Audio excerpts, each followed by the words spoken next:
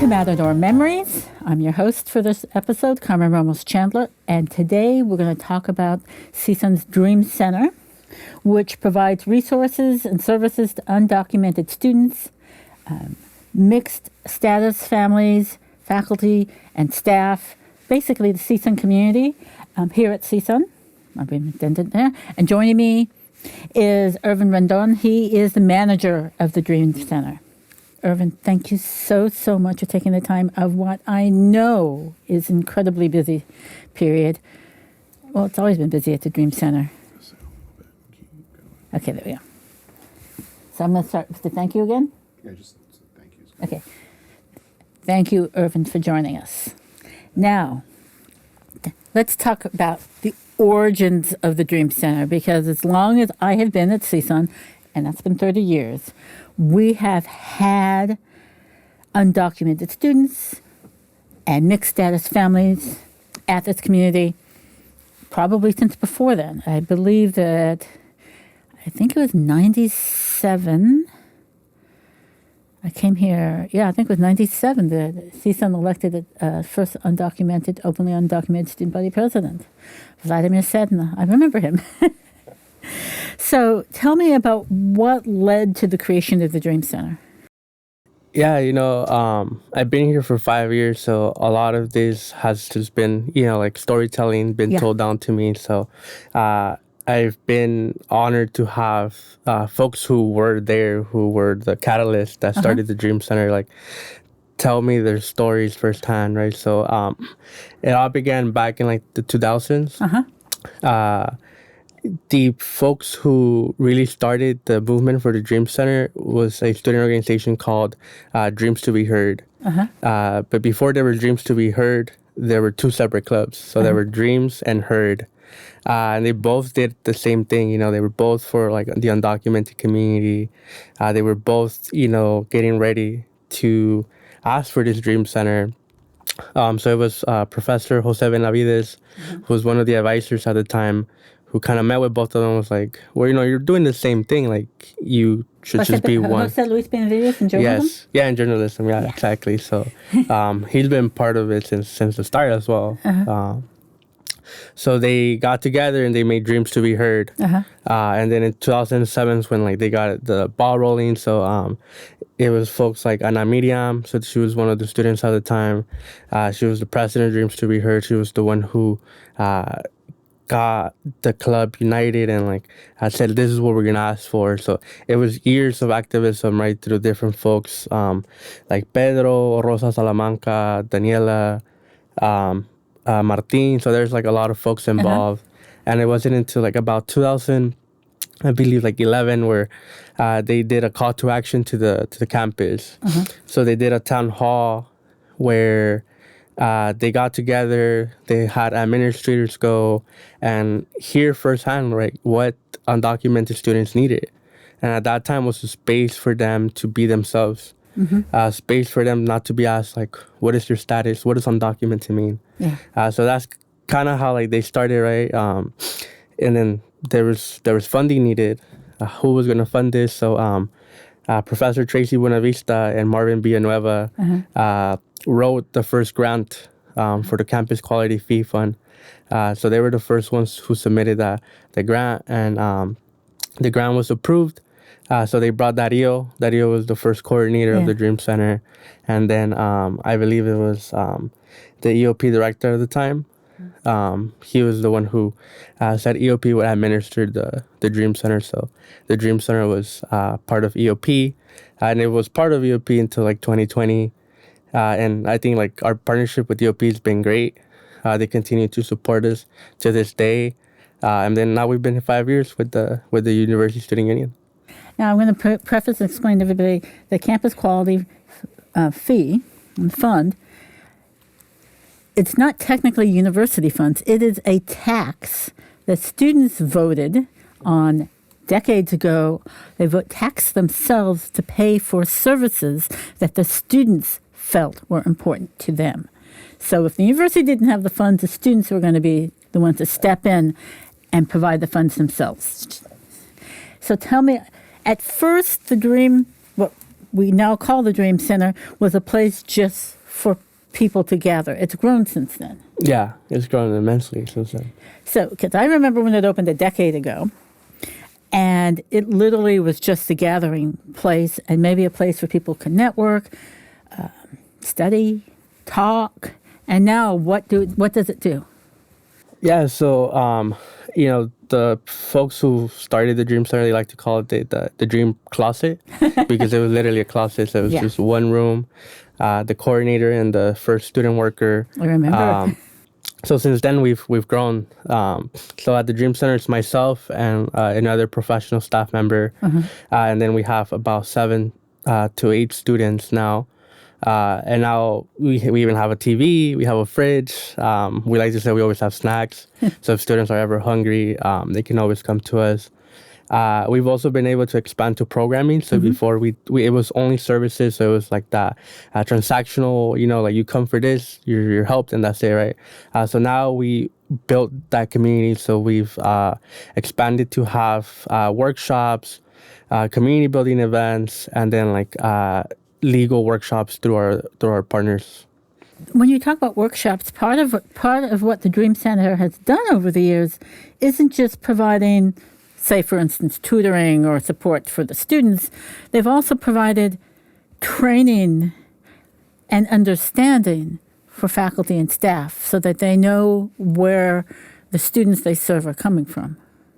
Tell me a little bit about that. Yeah, so we've had an allied training to showcase like who are the undocumented students on campus, how to best support them, what is their need.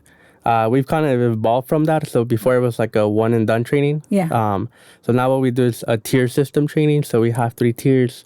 The first one, we go over the foundation. So like, the definitions, terms, who is undocumented, who's not undocumented, what is the Dream Center, and then we go into like the policies. So different policies that impact our students and how do we at the Dream Center, how to navigate all these policies.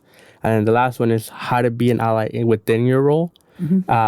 And we're kind of moving away from the word ally. We're calling it like how to be an advocate because we believe that the ally name is given by the community. So it's like long life work that you have to continue to do. What are some of the misconceptions do you think, first the campus and then the community have about who are undocumented? And it's not just students. There are partners and family members of the CSUN community who may have some issues with their status. What are some of the misconceptions and stereotypes? Yeah, I think the first one is that, again, like it's just students, right? A lot of folks who are undocumented on campus are faculty and staff. And sometimes we forget about them. So the support is focused on only students. So we also want to highlight that faculty and staff need that additional support. And then another one is like they're mostly like Latino students who are undocumented. And that's true. Like it is a big majority, but we do have students who are Black, who are Asian, Pacific Islander, who are also undocumented. And I think when we don't talk about them, they can feel erased. They can feel like, oh, well, the Dream Center is not a place for me because, they're always talking about Latinos. So I think like those are like the biggest misconceptions that we try to like counter.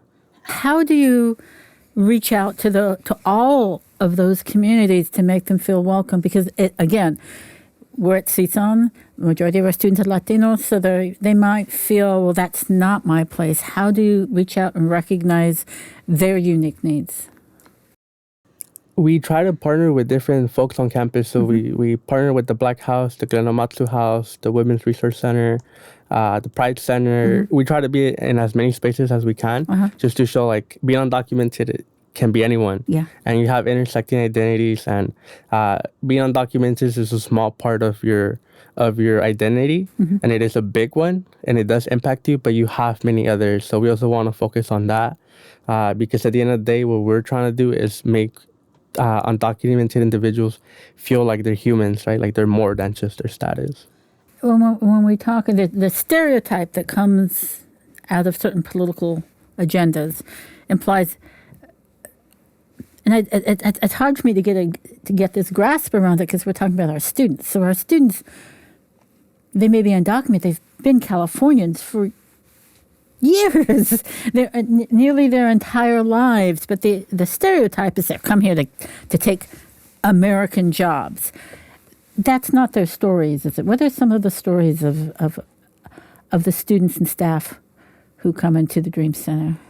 Yeah, I mean, I think a lot of them came as children. You know, like they came when they were 1, 2, like, you know, I seen 6, maybe 15 years old, and you know, all they want to do is like live a normal life. They're not trying to take away like anybody's job. They want to earn that job. Yeah. They want to earn their career. So, you know, a lot of them have families who do work in the fields, and they're there with them in the morning, helping them work in the fields just so they can come to campus, so that they're not an additional burden in their family to pay for their education. And there's other folks who, you know, like they might have not known what to do after high school, and now they're in college, and now like they want to be a nurse, they want to be a doctor, they want to be an engineer. So there's a lot of folks who are just trying to live out their lives and their dreams, and a lot of the times it's connected to their parents, right? Like the parents didn't have that opportunity to go to school, so they want to do it for like their parents. But I think there's so much diversity that it's hard to like say, yeah, there's one narrative for it. It sounds like they want to live the American dream. Yeah. Let's say we call it the Dream Center, but the word dream actually stands for something. What does it stand for? It stands for Dreamers, Resources, Empowerment, Advocacy, and Mentorship. And how do you do, that's a lot for one center. How do you do all that? You know, I think a lot of it is also like our student workers. Like our student workers do a lot. They're like informal peer mentors. So like when students come in, like they're talking to them. I always tell them, like, you know, your job in the front desk is not only to like greet guests, but also connect with them, ask them about their day, ask them how their classes are. And that's when they kind of like things come up, right? And like we find out I've been having trouble like paying for my rent. And then that's when we can step in. So that's like that mentorship, you know, and I always try to connect with students and provide whatever mentorship they might need. A big part of our mission is to help students become self-advocates, and we're always teaching them how to advocate for themselves. So even if they're asking us, like, can you call financial aid? It's like, let's call them together, and I'm going to show you what to ask for, right? And we're always trying to gather new resources, partner with folks, and ultimately just empower students. We're always trying to tell them, like, you're more than your status. You do belong at CSUN. You belong anywhere, right? When we first opened the Dream Center, the political climate was such that it seemed like a natural step in the evolution of service providing on this campus to students. It's 10 years later now. The climate's different. Even in the 5 years we've been there, the climate has changed. What is it like? What was it like when you first started and doing service for the students? And what is it like now? Yeah, well, when I started, it was COVID, so it was very, very different. You know, I didn't get to see my first student until like 2022. So it was a lot of how do we connect with students virtually? You know, how do we still make sure that they know the Dream Center is here for them? So it was a lot of work trying to get into like their homes, right? And like make sure like they still knew that the Dream Center was here and for them. And the political climate, I felt like it was a little bit better. Yeah. Students were a little bit more open to coming to the Dream Center, even saying that they're undocumented to other students. Yeah. You know, I think closer to 2024, that's when students started, you know, to be more hesitant. We saw, after the election, we saw a decrease in our students coming to the center. This past spring semester, it was our lowest numbers since I've been here. So it really changed my perspective, right? Like, we got to change our approach on how do we outreach and how to connect with students, because that fear is real now. Yeah. Like, that fear is here. So we're trying to see how do we still empower students, but at their own comfort level, because we don't want to be like, yeah, say you're undocumented and unafraid, because that fear and the consequences are very real now. So it's been a little difficult to navigate and see like what new approach we'll be doing for the new academic year.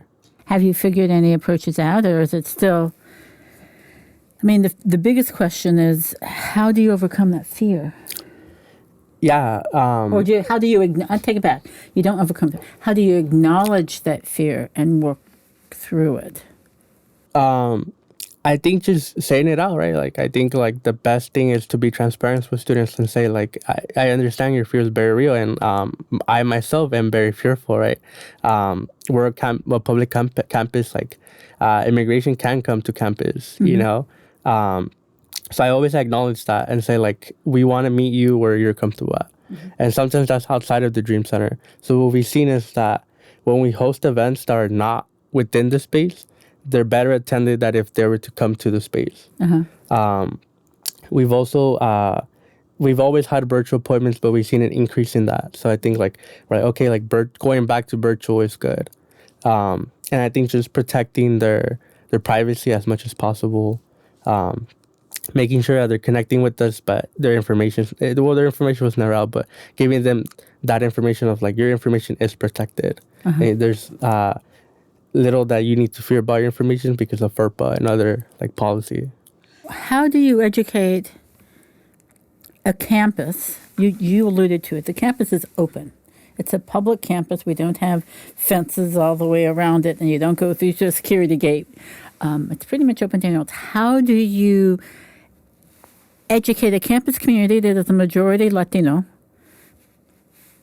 whether they're U.S. citizens or not? There is a fear about what their rights are and how do they exercise their rights or protect their rights. Yeah, in the spring semester, myself, some folks from DPS and Dr. Freddie Sanchez, we conducted trainings on like the protocol and like answer questions to different groups of people. So we did it with the Provost Council, we did it with the MPPs, we did it with students, faculty. So we've done these trainings. I think they helped. I think we just need to make sure that this information is out there. So I think making signs, making flyers that has this information. So if you were to be, you know, like in the university lawn, you see the sign, and like if you see like ICE on campus, then you know what to do. I think social media is also very helpful. I think like a lot of folks now know their rights because of social media. But it's a double-edged sword, right? There's a lot of misinformation out there. So I think providing as much factual information by the Dream Center and having these flyers across campus and continue the trainings. And I think just having this conversation with different groups. I think these are conversations that need to have with different folks on campus within their own departments. And if they need that support, that's when like they can contact the Dream Center. What are some of the basic rights we should be aware of? Because while we're recording this now in July, it may not run for several months, but those rights still apply, whether it's 2025 or 2026 or 2029. Yeah, so you have the right to remain silent, right? You don't have to say anything. You don't have to sign anything. A lot of the times, what they do is like people are signing their self-deportation, so they don't need to sign any papers. They also have the right to talk to an attorney, and if they're home, they have the right to not open the door. So those are some of the ones that rights are in our red cards. So the red cards just kind of iterate their rights, and then if you were to hand it to the officer, it has the rights like in English. And what are some of the students telling you now about why they're hesitant to come to campus? Because they have to fear that ICE will show up to the Dream Center, or that because they enter the Dream Center, they're marked as being undocumented. So they're like exposing themselves. But the Dream Center doesn't just serve undocumented students. No, we serve the whole campus, right? Regardless of your status, you're always open to come to the Dream Center. But students have that thought in mind that only undocumented people come to the Dream Center. If I walked into the Dream Center, what kind of supportive services does it or education does it provide me? We have our student workers that will welcome you with a big smile. And if you're looking for education, we just added a little library. So we added books on being undocumented, what it means to be undocumented, and like different undocumented stories. And, from different cultures, just to show like that diversity in the community. And then we have like Know Your Rights, like everywhere on the space. And we have a gallery of like images from the past 10 years. So if you want to learn a little bit more about the Dream Center, you can see that through our gallery. If I were a faculty member, would you be able to provide more about what we need to know for neighbors and family members and friends who are worried? Yeah, we've done community presentations. We haven't done Know Your Rights yet, just because there's a lot of other like nonprofits that are doing that right now.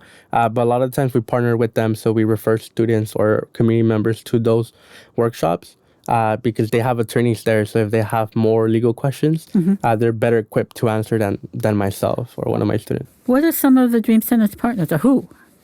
I apologize for my grammar. No, of course. Our biggest partner is CSUN, so they're the Central American Resource Center. So they're our main legal service providers. So they offer free legal consultations to all faculty, staff, and students, and their immediate families. So they're booked out all year. They get to meet with different folks, and they do. So if you are looking for citizenship and don't know where to get started, that would be a great resource because they go through your different options. They also help students like renew their DACA, apply for advanced parole. So they're our main partners, and then we also partner like with CHIRLA. So they have like the what they call the California Dream Network. So it's a network of different colleges, and like usually their student organizations meet together and plan things. So Dreams to Be Heard is part of that. So they support CHIRLA with that, and then they go out there and outreach and do these presentations to different communities. Is CSUN the only CSU campus to have a Dream Center, or are they on every campus? All 23 campuses have a liaison. I believe almost all have a physical space, yes. Are they called Dream Centers, or is that one unique to us? A lot of them are called Dream Centers. Other ones I've heard like Undocumented Success Center, Monarch Center, Undocumented Student Support, and then there's like the Monarch Unity Center. So there's different, but usually they have like Dream or Monarch on there. Do you know, or do you work with, we are in California, so that's a unique situation. I think California has acknowledged, sometimes more readily than other times, but we do admit that we have a large undocumented population, period, in the state. But do you guys work with other colleges in other states to provide them support or guidance, and this is how you do it? Yeah, we've had two colleges like come visit us. So one of them was in Colorado, so they came about 2 years ago, I believe, and they were just asking us questions of how the Dream Center got started. There was also one in North Carolina. One of their students was out here doing a fellowship, and she came to the Dream Center and like was asking me a bunch of questions of how can she start her own Dream Center at her college.